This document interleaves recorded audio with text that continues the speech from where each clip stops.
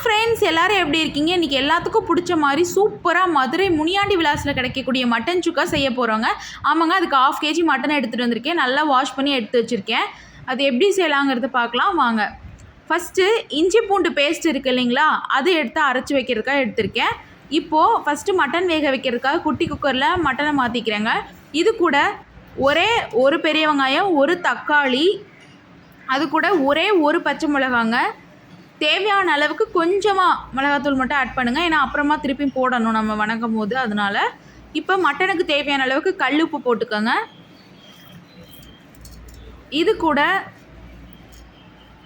எவ்வளோ தண்ணி ஆட் பண்ணோம் அப்படின்னா, மட்டன்லேயே ஆல்ரெடி தண்ணி இருக்குங்க. ஸோ இந்த டம்ளரில் 6 டம்ளர் தண்ணி ஆட் பண்ணிக்கிறேன்.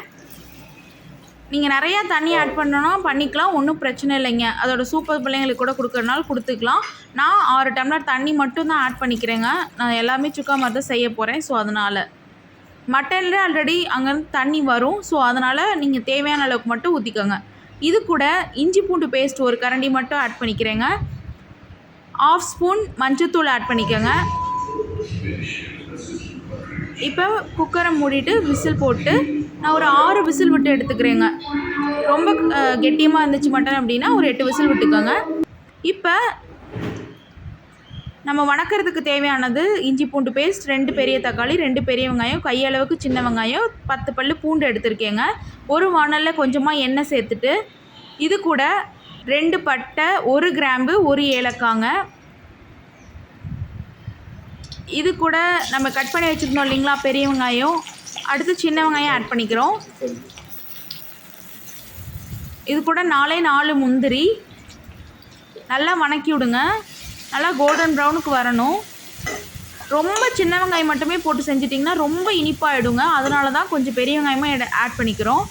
இது கூட ஒரே 1 ஸ்பூன் இஞ்சி பூண்டு பேஸ்ட், ஏன்னா ஆல்ரெடி இஞ்சி பூண்டு பேஸ்ட் போட்டிருக்கோம் இல்லைங்களா, அதனால் கம்மியாக போட்டுக்கோங்க. இது கூட 2 பச்சை மிளகா, ஒரு அரை தக்காளி, தேவையான அளவுக்கு மிளகாத்தூள் ஆட் பண்ணிக்கோங்க. தனியாத்தூள் ஒரு 2 ஸ்பூன் ஆட் பண்ணியிருக்கேங்க. உங்களுக்கு வேணால் ஒரு 1/2 ஸ்பூன் சேர்த்து ஆட் பண்ணிக்கலாம். நல்லா ஃப்ளேவராக தான் இருக்கும், ப்ராப்ளம் இல்லை. இது கூட பிரியாணி பொடி, இது எப்படி செய்யணுங்கிறது என்னோடய ஃபர்ஸ்ட் வீடியோவில் இருக்குங்க. கண்டிப்பாக போய் எல்லோரும் பாருங்கள் எப்படி செய்யலான்னு. இது கூட வேக வச்ச மட்டனையும் ஆட் பண்ணிக்கிறேன்.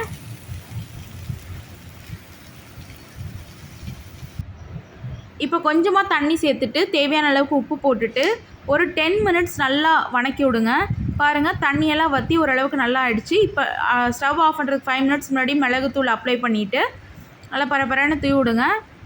பாருங்கள், எண்ணெய் நல்லா மிதக்க சூப்பராக இருக்குது. இது கூட கட் பண்ணி வச்சுருந்தா கருவேப்பிலையும் ஆட் பண்ணிக்கிறோங்க.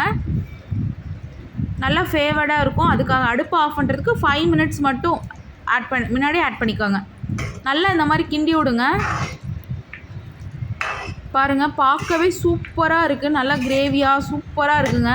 சாப்பாட்டு கூட நீங்கள் போட்டு கொஞ்சம் கிரேவி மாதிரி கூட பிசைஞ்சு சாப்பிட்லாம்.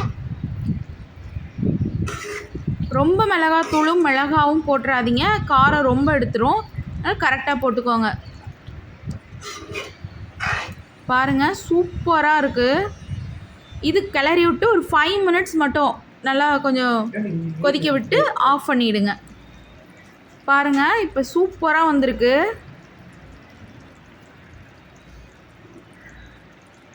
இதிலே நீங்கள் மிளகாவை கம்மி பண்ணிவிட்டு நான் மிளகு தூளாக போட்டுக்கிறேன் அப்படின்னாலும் அதுவுமே சூப்பராக இருக்குங்க.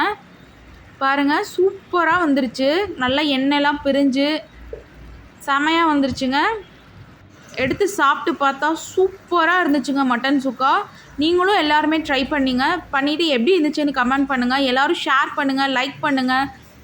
கண்டிப்பாக மறக்காமல் சப்ஸ்கிரைப் பண்ணுங்கள் ஃப்ரெண்ட்ஸ். எல்லாருமே வீடியோ பார்க்குறீங்க, பட் சப்ஸ்கிரைப் பட்டனை மட்டும் தட்டி விட மாட்டேங்கிறீங்க. கொஞ்சம் சப்ஸ்கிரைபை தட்டி விட்டு என்ஜாய் பண்ணுங்கள் ஃப்ரெண்ட்ஸ். தேங்க்யூ. கண்டிப்பாக எல்லாருமே இந்த மாதிரி ட்ரை பண்ணுங்கள். ட்ரை பண்ணிட்டு எப்படி இருந்துச்சுங்கிறத கமெண்ட் பண்ணுங்கள். தேங்க்யூ.